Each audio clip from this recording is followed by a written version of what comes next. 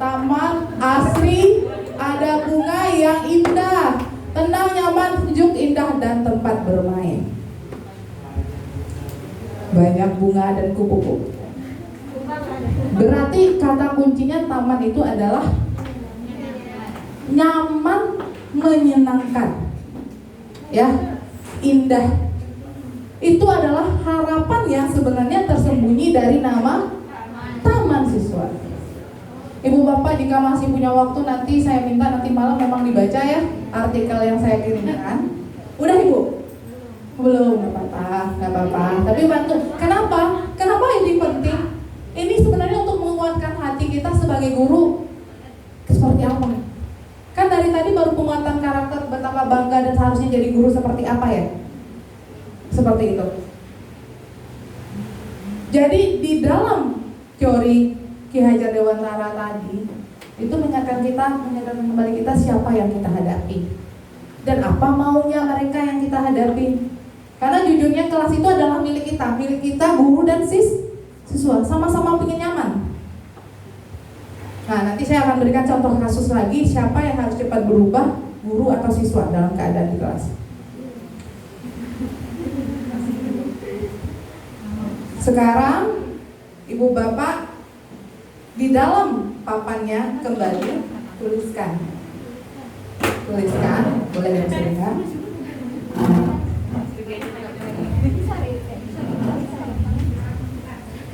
apa praktik merdeka belajar yang ternyata selama ini udah pernah dilaksanakan.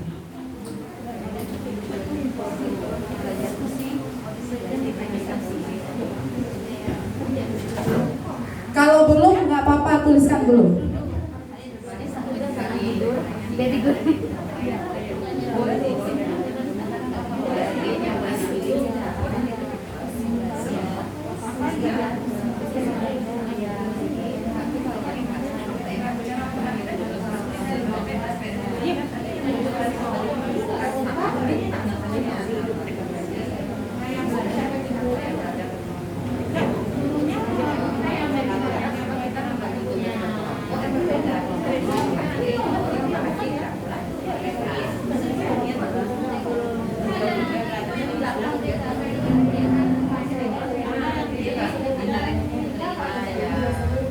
Saya mulai hitung mundur ya. 10, 9, 8, 7, 6, 5,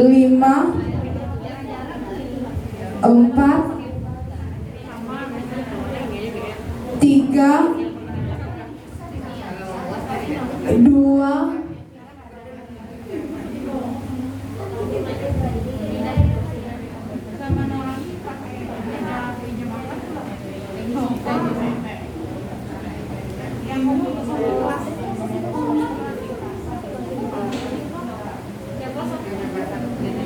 1. Angkat papan.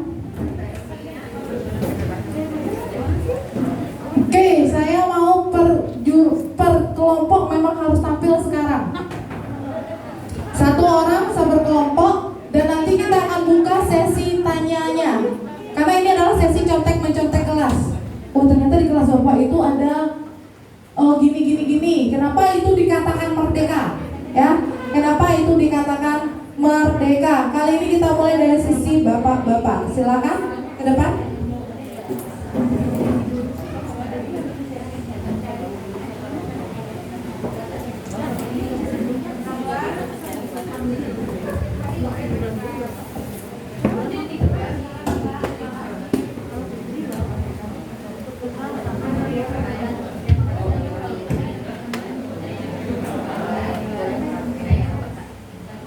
Bismillahirrahmanirrahim. Assalamualaikum warahmatullahi wabarakatuh. Kami dari kelompok apa nama kita, kelompok kita belum kasih nama dulu ya. Bebas ya. Kami dari kelompok bebas akan ya ada 2 saja yang sempat tadi ditulis dan disepakati. Bagaimana agar anak-anak bisa merdeka dalam belajar, kira-kira begitu yang sudah pernah dialami dan dilaksanakan di kelas. Yang pertama, dan ini sudah dipraktekkan oleh sebagian ustadz, yaitu memberikan tugas dan menyerahkan kepada anak-anak model atau metode tugas. Maksudnya pokoknya tugas itu intinya kadangnya tercapai, kemudian terserah modelnya seperti apa. Itu satu. Yang kedua, dalam mengajar ada juga sebagian ustadz yang kemudian memvariasikan cara mengajar. Jadi ada yang macam-macam lah, ada yang pakai video, ada yang pakai slide, ada yang pakai gitu. Jadi bervariasi dalam cara mengajar. Kenapa perlu variasi? Karena mungkin sebagian anak-anak itu cenderung audio misalnya audio video misalnya di setting, gitu kira-kira. Ya. Terima kasih. Assalamualaikum warahmatullahi wabarakatuh.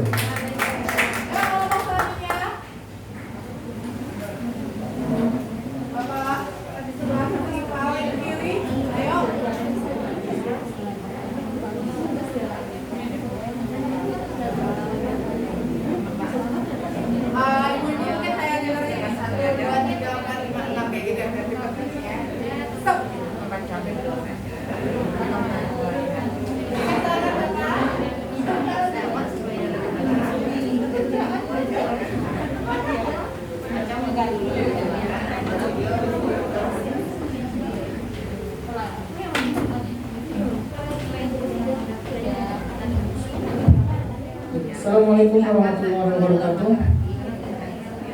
Kami dari kelompok Antah Berantah, kelompok Merdeka akan menjelaskan bagaimana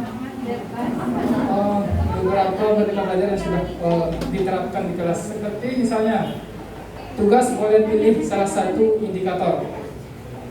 Nah, yang kedua boleh pilih jenis tugas proyek dari ulang. Seterusnya boleh memilih penyelesaian sendiri, misalnya dalam bidang mapel matematika. Ada yang bertanya, Ustaz, saya punya penyelesaian sendiri, nggak seperti Ustaz gitu. Boleh seperti itu, tapi hasilnya sama. Terus belajar boleh makan permen, makan cemilan, dan minum. Itu mereka belajar, boleh diperbolehkan dalam kelas. Boleh duduk di lantai atau di kursi, asal jangan tiduran. Sama dengan yang poin boleh duduk di mana saja asal nyaman. Bikin video pengamatan fisika, bebas dia mau pengamatannya apa saja. Seterusnya boleh membuat tugas atau tidak, tetapi dengan dijelaskan konsekuensinya. Kalau tidak buat tugas seperti ini, kalau buat tugas seperti ini. Itu di materi Anda sendiri Anda terapkan. Nilai tidak harus tinggi, nilai rendah fisika pun dianggap hebat, tapi minimal KKM. Artinya bagi yang bidangnya bukan kemampuan fisika, minimal sampai KKM udah cukup, udah bagus gitu. Nah, itulah hasil atau penerapan dari kelompok Merdeka yang sudah diterapkan di kelas. Assalamualaikum warahmatullahi wabarakatuh.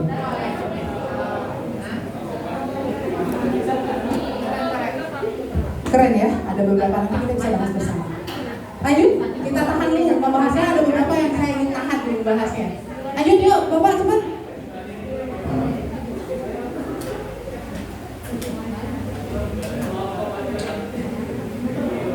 Ibu-ibu siap ya? Dia berbagi yuk. Boleh dipakai nanti di kelasnya atau mungkin boleh kasih saran sama yang tadi. Enggak. Ini berbeda banget papannya. Assalamualaikum warahmatullahi wabarakatuh. Besok kami akan mempresentasikan hasil kelompok kami tentang praktik merdeka yang telah dilakukan di kelas. Yang pertama, hasil kelompok kami yang pertama merdekanya boleh makan, boleh permisi selama 5 menit. Kemudian boleh bikin tugas atau tidak. Kemudian pengumpulan tugas tidak terbatas waktunya. Kemudian merdeka boleh tidur. Kemudian mereka dalam memilih tugas atau bahan ajarnya, baik soft copy atau hard copy, PT atau video. Oke. Sekian mereka dari kelompok kami. Supaya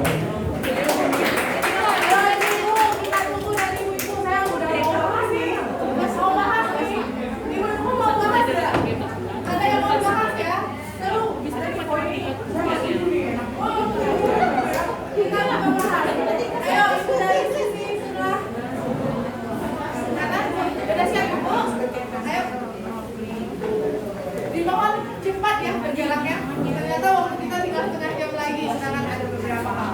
Tapi nggak apa-apa, yang penting konsepnya dapat.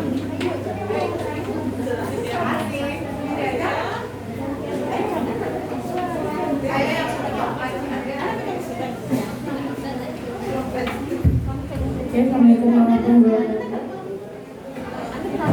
Di sini ada beberapa praktik merdeka belajar yang sudah diterapkan.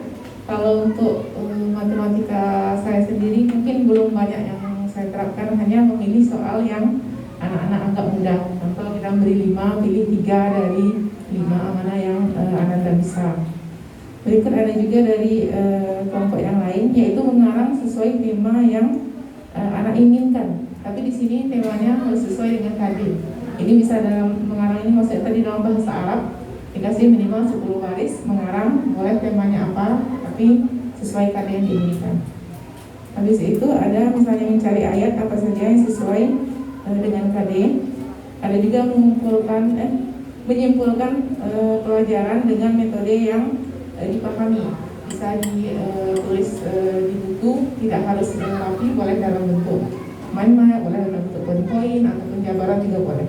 Oke, Assalamualaikum warahmatullahi wabarakatuh. Ayo, masa masih dorong-dorongan mau ke depan? Atau mau di sana saja menandakan boleh merdeka? Oh iya, merdeka ya. Boleh.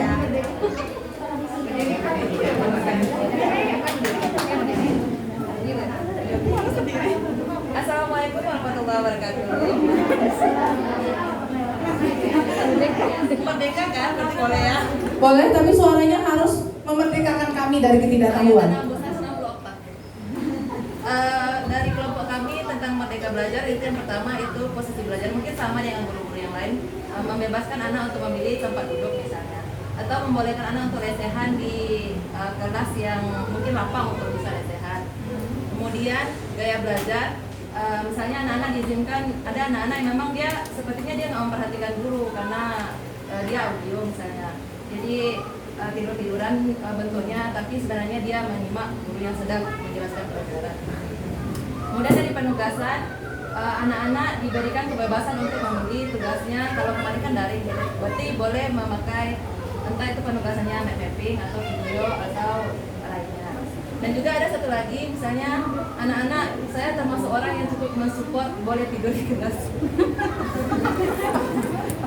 Jadi membebaskan anak untuk membolehkan anak tidur di kelas selama ada batasan. Misalnya kalau di kelas saya membolehkan 3 orang anak tidur di kelas dengan jumlahnya 30. Berarti gantian di kelas itu memilih sekarang tidur di kelas. Ibu makanya ini malah sendiri ya. Nggak apa-apa, no problem. Next, ada beberapa ternyata terobosan-terobosan dari ustadz atau ustazah yang tidak terpikirkan ya sebelumnya. Ada nada yang tidak setuju juga, no problem. Nanti kita buka sesi diskusi. Yuk, ibu lanjut. Ke depan aja deh sebaiknya, karena dari pengalaman yang satu orang sana nggak nyampe ke sini, nggak seru kelas jadinya. Jadi silakan ke depan.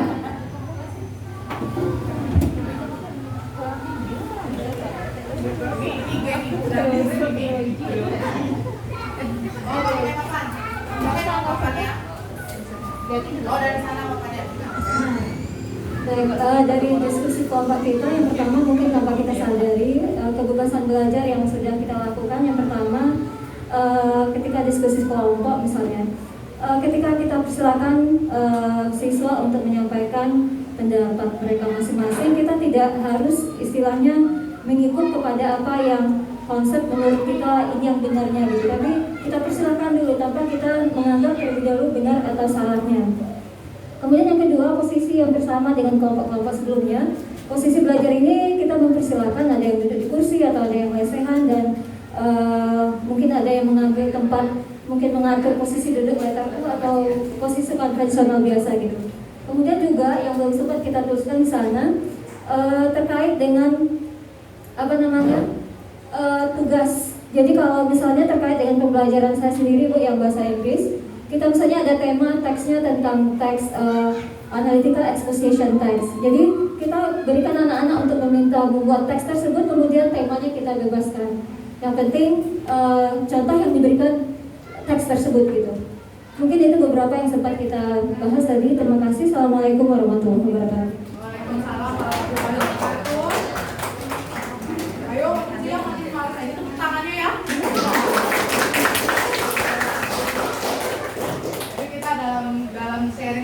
kita menganggap ini adalah seperti apa sih kelas yang kita inginkan. Kira-kira tantangan di kelasnya seperti apa? Ya kurang lebih murid kita yang mirip kita lah.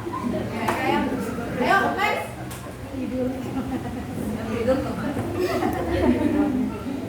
Ya, kita memberikan kebijakan itu berdasarkan pengalaman pribadi kita biasanya. Kebijakan yang kita simpulkan itu pengalaman pribadi, dan kadang-kadang hanya kita yang paham. Kenapa?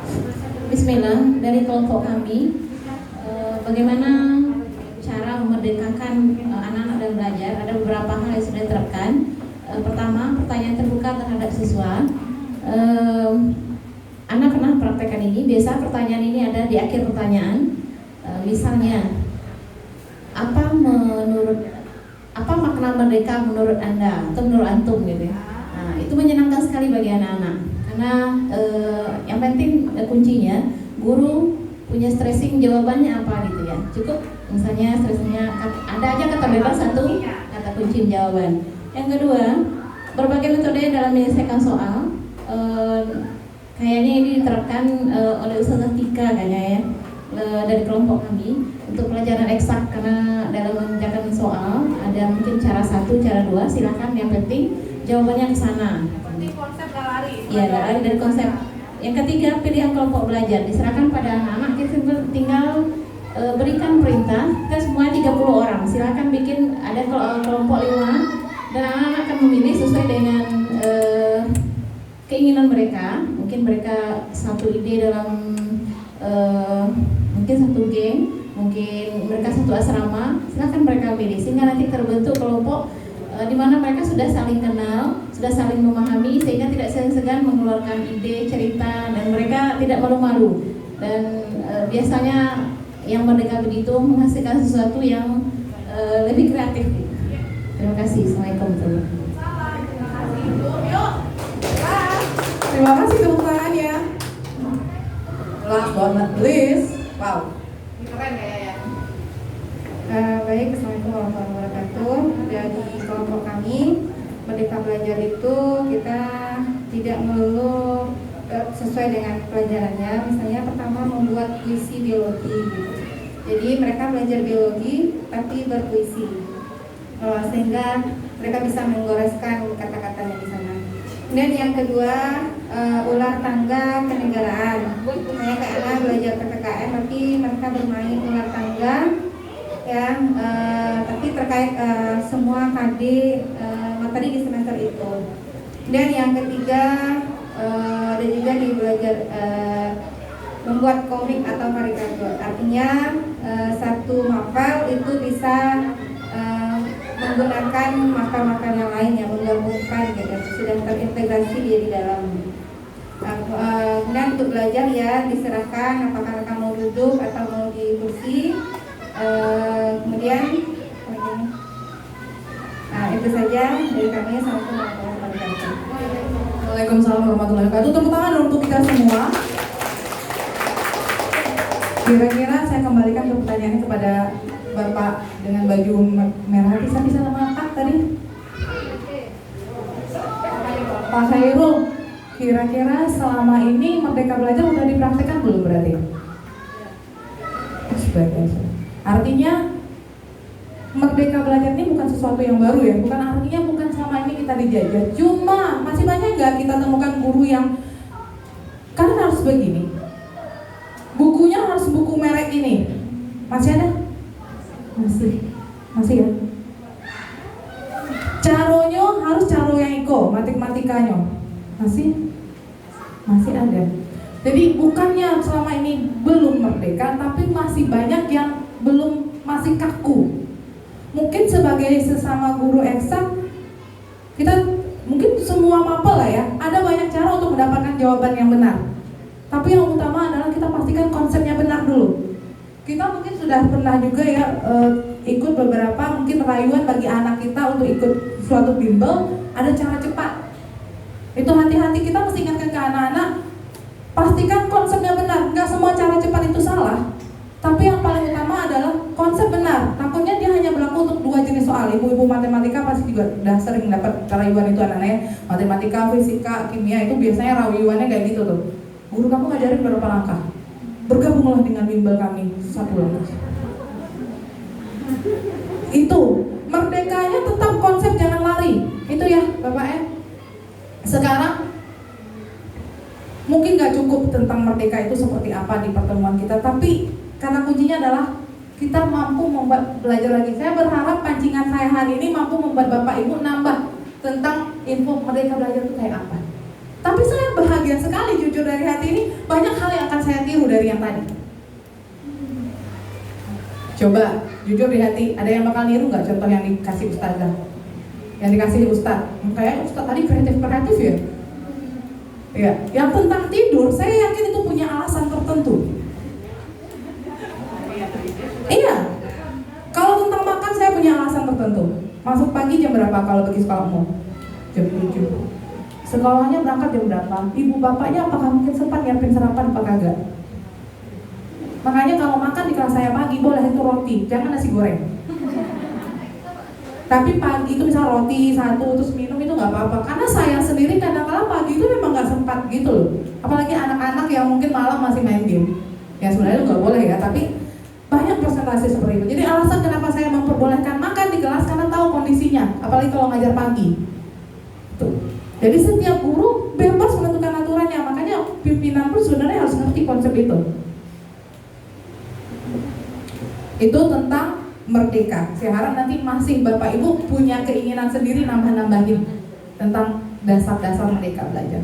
Kemudian konsep guru profesional. Kapan dikatakan guru profesional? Tenaga kerja profesional artinya apa?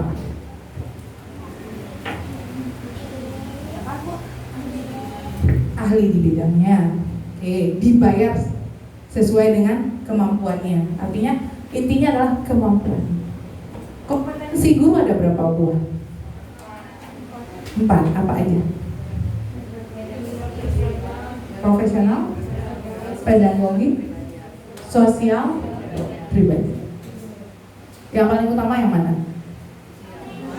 Semuanya. Tapi ada kala kita nanti di posisi tertentu lebih utama di bidang tertentunya. Kalau di kelas tertentu pedagoginya harus lebih kuat. Di kelas tertentu profesionalnya lebih kuat karena anaknya lebih pintar-pintar. Di sini pedagogi aku sama agak-agak dikit bandel gitu. Jadi emang ada situ. Di sini makanya kenapa kayak ada beberapa ustadz atau ustazah tadi yang ternyata sangat disenangi anak-anaknya udah tamat atau apa, berarti itu apanya yang bagus? Kompetensi apanya yang bagus? Sosialnya. Sosial bagus tuh bisa didukung karena profesionalnya. Berapa orang tadi yang mengidolakan guru karena gurunya pintar? Kalau guru pintar itu biasanya kompetensi apanya yang bagus? Profesional dan pedagogi. Jadi kita semua sudah sepakat, jika mau dikatakan guru profesional, kompetensi yang 4 itu harus terus berkembang, harus bagus. Kemudian kita lihat apa aja sih kira-kira tugas dari guru. Ada merencanakan, melaksanakan, mengevaluasi, menganalisis dan tindak lanjut, dan PKB, pengembangan keprofesian berkelanjutan ya. Jadi ini salah satu contohnya ini, kita ada pengembangannya, ikut seminar, ikut apa, itu penting. Kalau dokter sekali berapa tahun mereka harus merefresh izinnya, izin prakteknya? Sekali 2 tahun, dan itu biasanya syaratnya harus ikut seminar sekian kali. Kita guru ada nggak kayak gitu? Ada lagi pertanyaan dulu sama saya, apa sih bedanya guru di Indonesia sama guru di luar? Mungkin kalau di sini kan semuanya berarti kita Bapak Ibu di sini sistemnya kontrak atau gimana? Ada peninjauan kerja nggak Bapak Ibu di sini? Ya, kalau kerjanya ada peninjauan kerja itu biasanya lebih bagus, karena ada kecenderungan kalau saya tidak bagus lebih di replace gitu ya, gitu kan digantikan. Itu bagus sekali. Jadi dulu kayak gitu. Di akhir tahun tuh kebetulan saya punya pamong itu bagus banget bapaknya ya. Dia S3. Jadi pagi siang mengajar di SMA, malam ngajar di kampus. Itu guru yang lain nanya, namanya Mr. Muhammad. Mr. Muhammad gimana? Apa dia masih mau melanjutkan di sini? Jadi pertanyaannya, Mr. Muhammad ini mau atau tidak? Bukan apakah dia akan dilanjutkan. Kenapa? Karena dia memang good people katanya, bagus. Jadi itu kenapa kadangkala Kalau saya lihat beberapa guru yang bagus itu bukan artinya guru yang tidak bawa banyak perlengkapan ke kelas itu tidak bagus, tapi biasanya agak lebih bagus kalau mereka nampak punya banyak persiapan ke kelas. Saya kadang-kala ini sedang saking rajinnya itu memang papan ini memang saya bawa ke kelas itu biasanya. Dan anak-anak yang udah tahu melihat ibunya kiri kanan itu udah sadar, oh ibu dia akan jemput ke kantor bahannya. Jadi ini adalah dasar kalau mau dikatakan guru profesional. Sekarang ada lagi ini yang utama. Ini yang utama sekali. Kita lihat.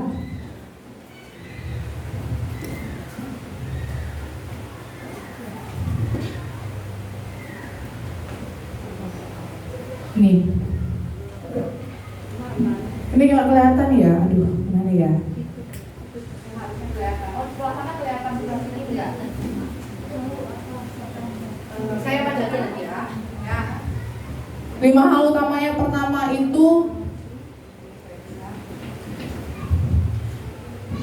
tahu siapa yang diajar. Ya, tahu siapa. Jadi apa tahunya? Kemampuan anak itu kayak apa? Kemudian materinya. Kalau materi berarti bicara profesional. Ya. Kemudian ngapain diajarin? Pernah dapat pertanyaan enggak? Pak, lalu ke metong gaya ke pasal itu Pak. Pernah enggak? Pernah. Bisa jawabnya enggak? Bapak Ibu harus tahu dong jawabnya gimana. Walaupun sedikit menggambarkan. Saya guru kimia, Bu, ditanya mau pakai mol di pasar, Bu. Enggak, benar tidak. Apalagi kalau kita punya suatu soal yang penyelesaiannya berkali-kali. Dibikin tiket dulu, harus dihitung dulu molnya, nanti baru dihitung masa atau apa ya. Jadi berapa kali. Jadi cara jawabnya kayak gini aja sih sebenarnya. Mungkin tidak secara langsung, tapi dalam menyelesaikan soal ini kamu berapa kali langkah? Apakah bisa langsung selesai? Dalam hidup pun gitu, ada masalah yang memang bukan langsung kita temukan jawabannya. Harus diuraikan dulu, mungkin dengan bikin tiket tanya jawab kayak gitu ya. Jadi memang mungkin tidak semua langsung ada dalam kehidupan secara nyata. Mungkin cara kita menjawabnya adalah bentuk dari guna ilmu kita. Biasanya makanya kan kebanyakan orang yang terbiasa, misal kayak orang akuntansi itu dalam hidup ini biasa bikin list kan. List. Jadi mungkin bukan materinya yang nempel di kehidupan digunakan, tapi bagaimana cara kitanya. Itu guna dari pelajaran kita secara langsung. Kemudian tahu cara mengajarkannya. Kira-kira materi ini bisa dengan praktek atau tidak, itu pertama yang utama. Kemudian yang utama lagi adalah evaluasi. Guna evaluasi apa? Melihat apa, Bu? Melihat ketercapaian. Kalau udah kita lihat ketercapaian, apa gunanya lagi? Untuk acuan kerja berikutnya. Itu untuk sebenarnya untuk evaluasi itu untuk menyalahkan kita atau untuk apa lagi sih sebenarnya? Mengoreksi, memperbaiki. Itu katanya sering terjadi kesalahan makna evaluasi. Evaluasi itu maknanya pertama untuk mencek seberapa jauh keberlangsungan hal yang terjadi, kemudian bagaimana memperbaiki hal yang belum sesuai harapan. Itu evaluasi. Itu yang paling utama. Jadi kita judulnya adalah menjadi guru profesional sehingga terbentuk Merdeka Belajar. Dan saya senang sekali ternyata Merdeka Belajar di sini bukanlah hal yang aneh. Sekarang kita udah punya guru profesional apa, contoh-contoh dari Merdeka Belajar apa. Sekarang kita mau diskusi. Kira-kira dari semua contoh yang diberikan oleh Ibu Bapak tadi, adakah kira-kira yang menyalahi konsep guru profesional dan menyalahi konsep Merdeka Belajar? Atau mungkin kurang cocok?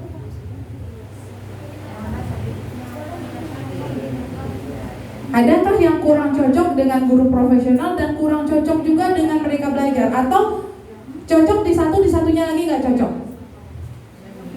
Atau mana yang the best atau mana yang tidak? Jadi bebas sekarang. Pertanyaannya adalah, ada kira-kira nggak yang cocok? Yang tidak cocok? Saya tidak suka dengan yang tadi makan permen, itu tidak profesional atau gimana? Apa nggak Ki? Ada nggak tadi kebijakan dari ibu bapaknya yang kira-kira kurang cocok sama Merdeka Belajar, kurang cocok sama guru profesional?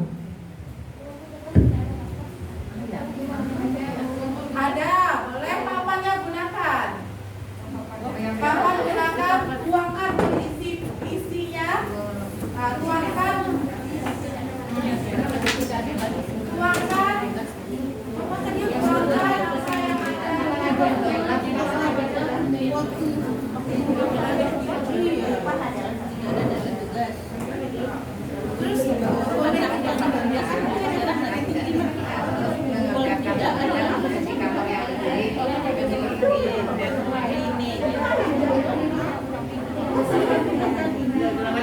Ya kan dia memilih. Mungkin waktu ya, diskusi, hidupkan diskusi perutnya. Boleh gunakan spidol warna-warni.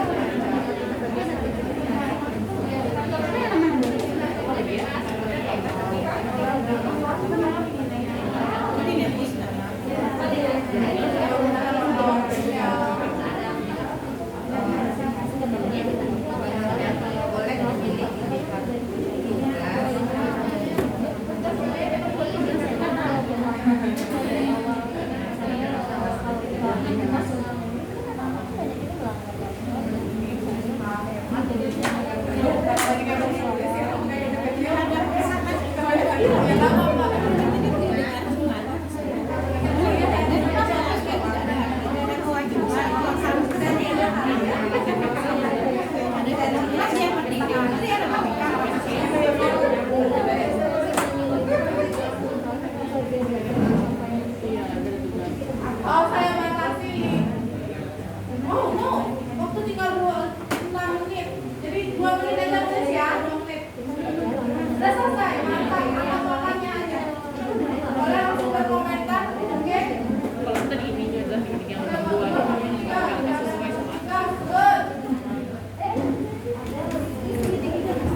Oke, saya mau cek. Siapakah yang mau papannya dibacakan dulu? Boleh saya bacakan? Angkat lebih tinggi. Oke, kelompok ini. Boleh. Mau ke depan? Ayo, silakan. Boleh. Mau ke depan boleh atau saya juga boleh? Oke, 2 kelompok.